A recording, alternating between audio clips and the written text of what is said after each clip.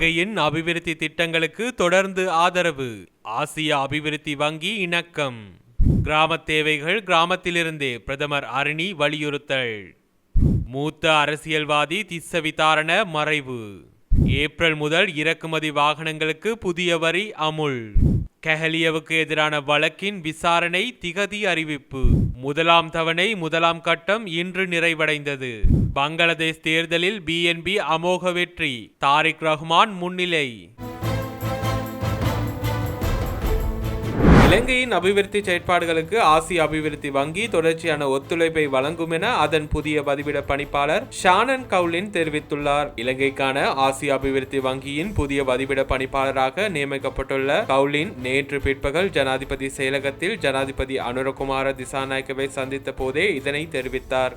பல ஆண்டுகளாக கட்டியெழுப்பப்பட்ட வலுவான பங்காளித்துவத்தின் அடிப்படையில் இலங்கையுடனான உறவுகளை மேலும் விரிவுபடுத்த எதிர்பார்ப்பதாக அவர் உறுதியளித்துள்ளதாக ஜனாதிபதியின் ஊடக பிரிவு விடுத்துள்ள அறிக்கையில் தெரிவிக்கப்பட்டுள்ளது. புதிய வதிவிட பணிப்பாளரை ஆசிய அபிவிருத்தி வங்கியின் பிராந்திய பணிப்பாளர் ஜனாதிபதிக்கு உத்தியோகபூர்வமாக அறிமுகப்படுத்தினார். ஆசிய அபிவிருத்தி வங்கியின் உதவியுடன் இலங்கையில் முன்னெடுக்கப்படும் வேலை திட்டங்கள் நடைமுறைப்படுத்தப்படும் விதம் மற்றும் நிறுவனங்களுக்கு இடையிலான ஒருங்கிணைப்பு குறித்து தூதுக்குழுவினர் தமது திருப்தியை வெளியிட்டுள்ளனர். அண்மையில் ஏற்பட்ட டித்வா புயலினால் ஏற்பட்ட பாதிப்புகள் குறித்தும் பாதிக்கப்பட்ட பகுதிகளை மீள கட்டியெழுப்ப அரசாங்கம் முன்னெடுத்துள்ள துரித நடவடிக்கைகள் குறித்தும் இந்த சந்திப்பில் ஆலோசிக்கப்பட்டது. தற்போதைய அரசாங்கத்தின் கீழ் எட்டப்பட்டுள்ள பொருளாதார முன்னேற்றத்தின் பலன்கள் குறிப்பாக பாதிக்கப்படும் பிரதேசங்களில் வாழும் மக்களுக்கு புலப்படும் வகையில் சென்றடைவதை உறுதிப்படுத்துவதே தமது நோக்கம் என ஜனாதிபதி சுட்டிக்காட்டியுள்ளார். மலையக பிரதேசங்களில் நிலவும் நீண்டகால சூழலியல் பாதிப்புகள் குறித்தும் விளக்கிய ஜனாதிபதி அச்சூழல் மண்டலங்களை மீட்டெடுத்தல், நீர்நிலைகளை பாதுகாத்தல் மற்றும் பாதிக்கப்பட்ட மக்களுக்கான நிவாரண வாழ்வாதாரங்களை அமைத்துக் கொடுத்தல் ஆகியவற்றின் அவசியத்தை வலியுறுத்தினார். இச்சவால்களை எதிர்கொள்ள ஆசிய அபிவிருத்தி வங்கி வழங்கும் ஒத்துழைப்புகளுக்கு அவர் நன்றி தெரிவித்துள்ளார். 2026 ஆண்டு முதல் ஆசிய அபிவிருத்தி வங்கியினால் இலங்கையில் மேற்கொள்ளப்படவுள்ள முதலீடுகள்,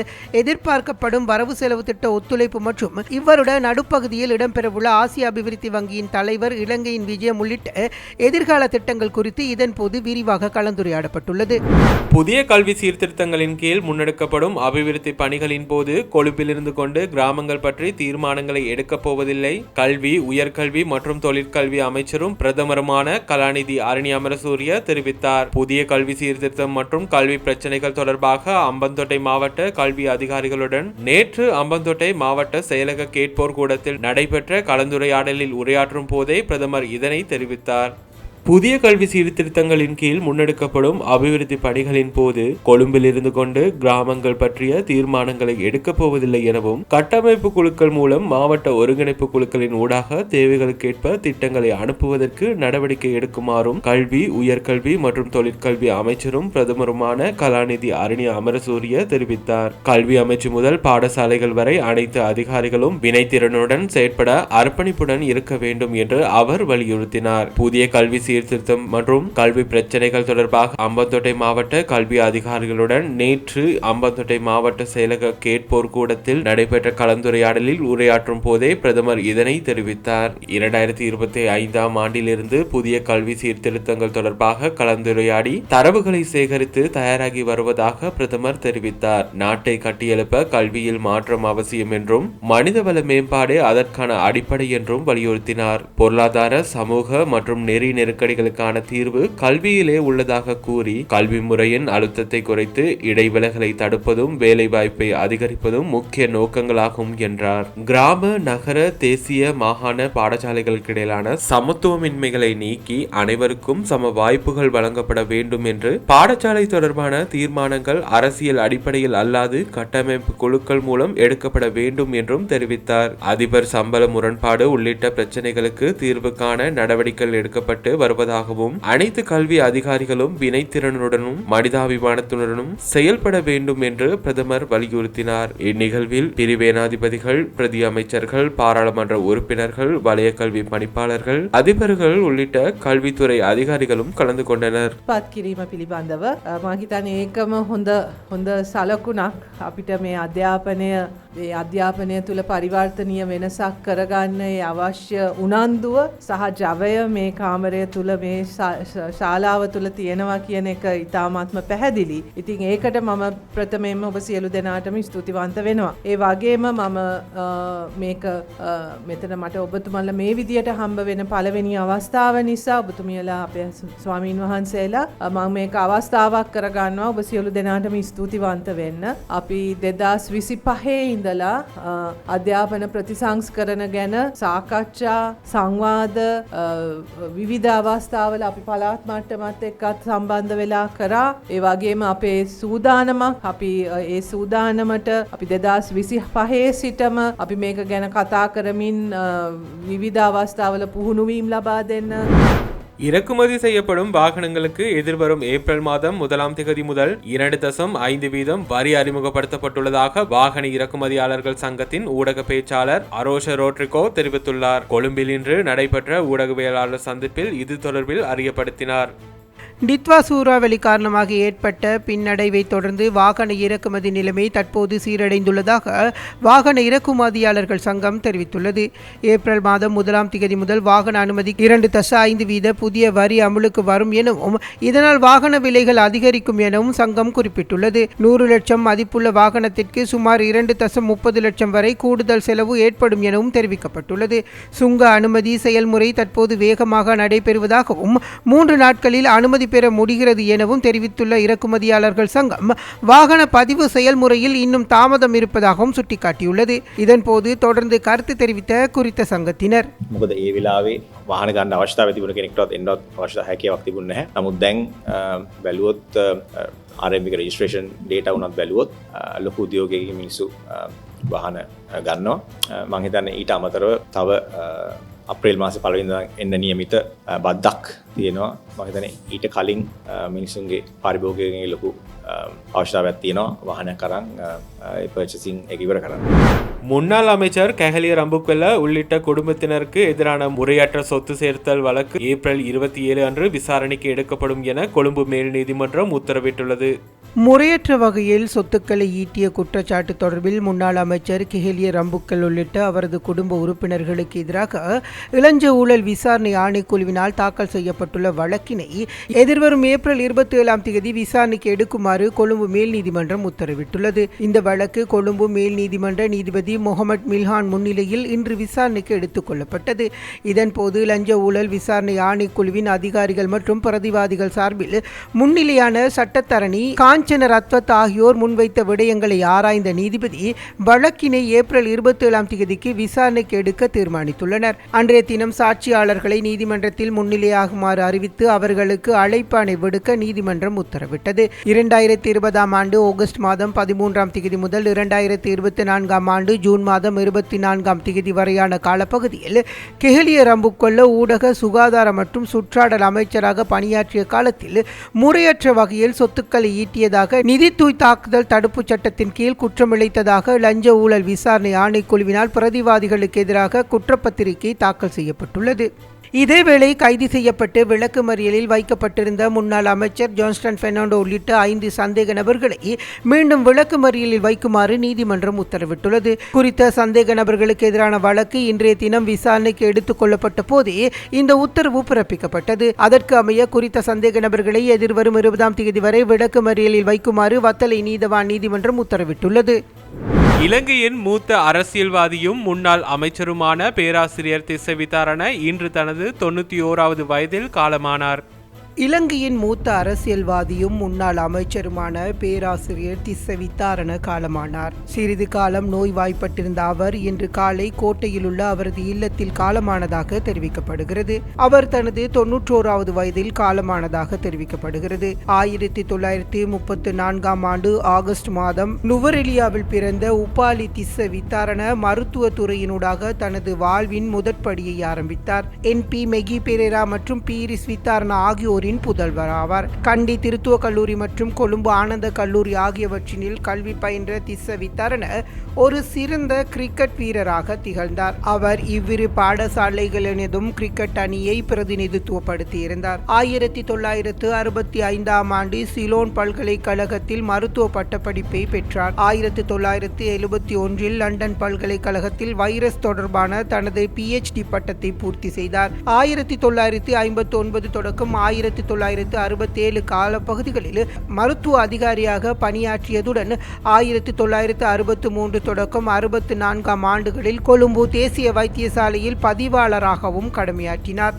இதேவேளை 1974 ஆண்டு லங்கா சமசமாஜ கட்சியின் இணைந்து தனது அரசியல் வாழ்வை தொடங்கிய அவர் காலப்போக்கில் அக்கட்சியின் தலைவரானார். 2004 ஆண்டு ஐக்கிய மக்கள் சுதந்திர முன்னணியின் கீழ் முதல் முறையாக தேசிய பட்டியலின் ஊடாக பாராளுமன்றத்திற்கு தெரிவானார். 2004 முதல் 2015 வரை விஞ்ஞான மற்றும் தொழில்நுட்ப அமைச்சர், தொழில்நுட்ப மற்றும் ஆராய்ச்சி அமைச்சர், விஞ்ஞான விவகாரங்களுக்கான சிரேஷ்ட அமைச்சர் ஆகிய முக்கிய பதவிகளை வகித்தார்.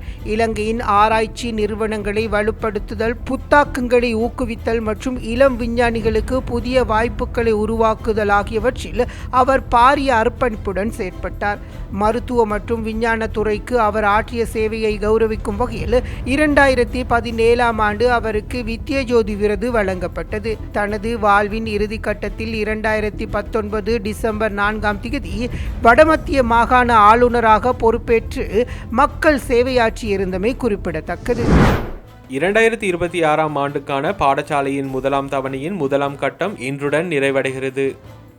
2026 ஆண்டுக்கான பாடசாலைகளின் முதலாம் தவணையில் முதலாம் கட்டம் இன்றுடன் நிறைவடைகிறது. இதன்படி அரச மற்றும் அரச அனுசரணையின் கீழ் இயங்கும் தனியார் பாடசாலைகளுக்கு இன்று முதல் எதிர்வரும் மார்ச் மாதம் 2 வரை விடுமுறை வழங்கப்படுவதாக கல்வி அமைச்சு அறிவித்துள்ளது. அதே நேரம் முதலாம் தவணையின் 2ஆம் கட்ட கல்வி செயற்பாடுகளுக்கு எதிர்வரும் மார்ச் மாதம் 3 மீண்டும் பாடசாலைகள் திறக்கப்படும் என கல்வி அமைச்சு குறிப்பிட்டுள்ளது. முதலாம் தவணையின் 2ஆம் கட்ட பாடசாலை நடவடிக்கைகளை ஏப்ரல் மாதம் 10 வரை நடத்துவதற்கு திட்டமிடப்பட்டுள்ளது. இதற்கிடையில் 2025 ஆண்டிற்கான கல்வி பொது தராதர சாதாரண தர பரீட்சைகள் எதிர்வரும் 17 செவ்வாய்க்கிழமை ஆரம்பமாக உள்ளது. பிப்ரவரி 17 முதல் 26 வரை இந்த பரீட்சைகள் நடைபெறவுள்ளன. நாடளாவிய ரீதியில் 3545 பரீட்சை நிலையங்களில் இப்பரீட்சைகள் நடத்த பரீட்சைகள் திணைக்களம் நடவடிக்கை எடுத்துள்ளது. பரீட்சைகள் தொடர்பான அனைத்து மேலதிக வகுப்புகள், கருத்தரங்குகள் மற்றும் செயலமர்வுகளை நடத்துவதற்கு கடந்த 11 நள்ளிரவு முதல் தடை விதிக்கப்பட்டுள்ளமை குறிப்பிடத்தக்கது. வெடுக்குநாரிமலை ஆதிலிங்கேஸ்வரர் ஆலயத்தில் இவ்வருடம் சிவராத்திரி விழா எவ்வித தடையுமின்றி மேற்கொள்ளப்பட வேண்டும் என்று இன்று நடைபெற்ற வவுனியா வடக்கு பிரதேச அபிவிருத்தி குழு கூட்டத்தின் போது இலங்கை தமிழரசு கட்சியின் வன்னி மாவட்ட பாராளுமன்ற உறுப்பினர் மருத்துவர் ப. சத்தியலிங்கம் அவர்கள் கோரிக்கை விடுத்திருந்தார்.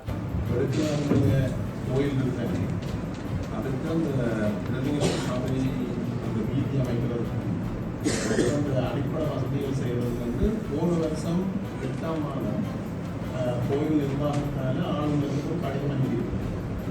ஆளுநர் உங்களுக்கு கடிதம் அனுப்பியிருக்கிற 20ஆம் தேதி 11ஆம் மாதம் போன வருடம் நீங்கள் 8ஆம் மாதம் ஆளுநர் ஆஃபீஸால் உங்களுக்கு எழுதின கடிதத்துக்கு நீங்கள் அறிக்கை எதுவும் சமர்ப்பிக்கவில்லை. அது சம்பந்தமாக திருப்பி ஆளுநர் இந்த ஆஃபீஸுக்கு கோயில் நிர்வாகத்தின் வேண்டுகோள் அமைய நான் ஒரு கடிதம் போட்டிருந்தேன். உங்களுக்கு 2 கடிதம் போட்டிருக்கேன். ஆனால் இதுவரையில் அதுக்கு எந்த ஒரு நடவடிக்கையும் எடுக்கப்படவில்லை. குடிவரவு மற்றும் குடியகழ்வு திணைக்களத்தின் தரவு கட்டமைப்பில் ஏற்பட்டிருந்த தொழில்நுட்ப கோளாறு தற்போது சீரமைக்கப்பட்டுள்ளது. இதனால் பத்திரமுல்லையில் உள்ள பிரதான அலுவலகம் மற்றும் ஏனைய அலுவலகங்களில் உள்ள தரவு கட்டமைப்பு வழமைக்கு திரும்பியுள்ளதாக அந்த திணைக்களம் அறிவித்துள்ளது. எனவே சாதாரண மற்றும் ஒருநாள் சேவையின் அடிப்படையிலான கடவுச்சீட்டு விநியோகம் மற்றும் விசா விநியோக சேவைகள் என்பன வழமை போல் இடம்பெறுவதாக குடிவரவு மற்றும் குடியகழ்வு திணைக்களம் தெரிவித்துள்ளது. குடிவரவு மற்றும் குடியகழ்வு திணைக்களத்தின் தரவு கட்டமைப்பில் நேற்று காலை முதல் தொழில்நுட்ப கோளாறு ஏற்பட்டிருந்தது. இதன் காரணமாக கடவுச்சீட்டு விநியோகம் உள்ளிட்ட சேவைகள் தற்காலிகமாக தடைப்பட்டிருந்தன. குறித்த சேவைகளை பெறச் சென்றவர்கள் பாரிய அசௌகரியங்களுக்கு முகம் கொடுத்திருந்தமை குறிப்பிடத்தக்கது. போதைப் பொருள் வர்த்தகத்தில் ஈடுபடுபவர்களை கைது செய்த பின்னர் அவர்களுக்கு பிணை வழங்காமல் வழக்கு விசாரணை நிறைவடையும் வரை தடுப்பு காவலில் வைப்பதற்கான சட்டங்களை உருவாக்குவதில் கவனம் செலுத்தப்பட்டுள்ளது.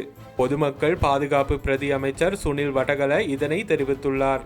நாட்டில் போதைப்பொருள் வர்த்தகத்தில் ஈடுபடும் நபர்கள் கைது செய்யப்படுகின்றனர். இந்த நிலையில் அவர்கள் பிணையில் செல்ல கோரிக்கை விடுக்கும் போது அவர்களுக்கு பிணை வழங்காமல் வழக்கு விசாரணை நிறைவடையும் வரை தடுப்பில் வைக்க முடியுமா என்பது குறித்து தற்போது ஆலோசனைகள் முன்னெடுக்கப்பட்டு வருகின்றன.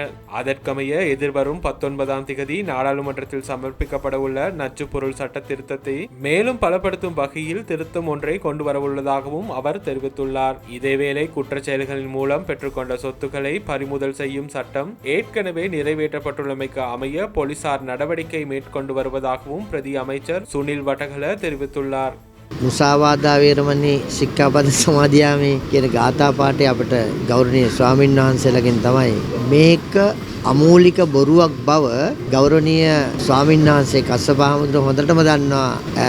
උන්වහන්සේගේ හෘද සාක්ෂිය ඇතුලේ ඒ වගේම මගේ හෘද සාක්ෂියක් දන්නවා. මං කවදාකවත් උන්වහන්සේ හම්බෙලත් නැහැ. උන්වහන්සේ මුණ ගැහිලත් නැහැ. සම්බන්ධීකාරකෙක් මගෙන් කතා කරලත් නැති වගේ. ඒක නිසා මෙය සම්පූර්ණයෙන් අමූලික අසත්‍යයක් බව මම මේ අවස්ථාවේ ප්‍රකාශ කරනවා. මම දන්නේ උන්වහන්සේ මෙවැනි අසත්‍ය ප්‍රකාශ කළා බලාපොරොත්තු වෙන්නේ මොනවද කියන එක. மதுபான உற்பத்தி நிறுவனங்கள் செலுத்த தவறிய சுங்க வரி நிலுவைகளை அறவிடுவதற்கு தேவையான அனைத்து நடவடிக்கைகளும் எடுக்கப்பட்டுள்ளதாக சட்டமா அதிபர் இன்று உயர் நீதிமன்றத்திற்கு அறிவித்தார்.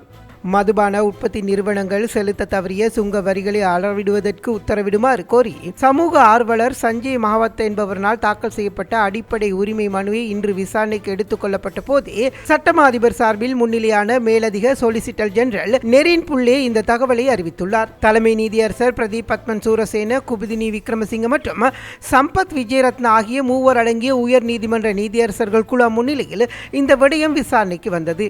மனுதாரர் சார்பில் முன்னிலையான ஜனாதிபதி சட்டத்தரணி சாலிய பீரிஸ் நீதிமன்றத்தில் சமர்ப்பணங்களை முன்வைத்தார். இந்த வழக்கு தாக்கல் செய்யப்பட்டதன் பின்னர் சில நிறுவனங்களின் வரி நிலுவைகள் தொகைகள் மேலும் அதிகரித்துள்ளதாக குறிப்பிடப்பட்டுள்ளது. குறிப்பாக 2020ஆம் ஆண்டில் WM மெண்டிஸ் நிறுவனம் வரி நிலுவை 1.29 பில்லியன் ரூபாவாக இருந்த நிலையில் 2024ஆம் ஆண்டில் அது 1.6 பில்லியன் ரூபாவாக அதிகரித்துள்ளதாக அவர் சுட்டிக்காட்டியுள்ளார். இந்த நிறுவனங்களுக்கு உண்மையாகவே வரி செலுத்தும் எண்ணம் இருந்திருந்தால் இவ்வாறான நிலைமை ஏற்பட்டிருக்காது என்றும் அவர் தெரிவித்துள்ளார்.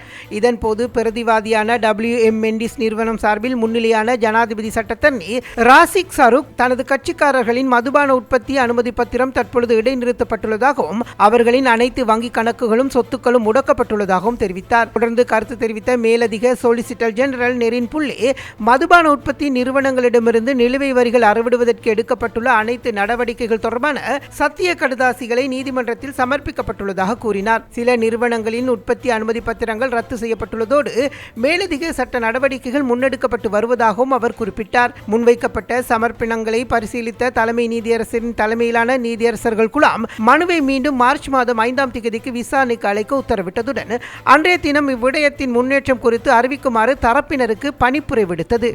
பங்களாதேஷில் தாரிக் ரஹ்மான் தலைமையிலான வங்கதேச தேசியவாத கட்சி நேற்று நடைபெற்ற பொது தேர்தலில் அமோக வெற்றி ஈட்டியுள்ளது.